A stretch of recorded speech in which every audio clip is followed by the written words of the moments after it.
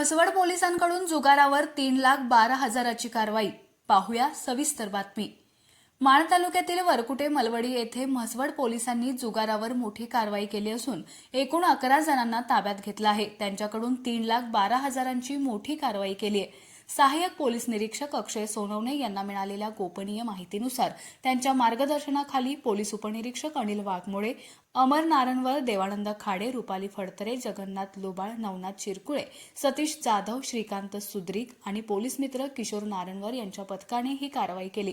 यावेळी कबीर विठ्ठल बनसोडे, अर्जुन सर्जेराव यादव, सचिन अंकुश यादव, गणेश दिगंबर बनसोडे, विजय भानुदास जगताप, विकास हरी यादव, नानासो रामचंद्र मंडले, बाळासाहेब रावसाहेब मिसाळ, संभाजी मल्हारी मंडले, सिद्धार्थ विश्वनाथ बनसोडे, शिवाजी राम मिसाळ सर्वजण राहणार वरकुटे मलवडी, तालुका माण या एकूण 11 जणांना पोलिसांनी ताब्यात घेतलं असून त्यांच्याकडून 3 लाखाहून अधिक रकमेचा मुद्देमाल जप्त करण्यात आला आहे।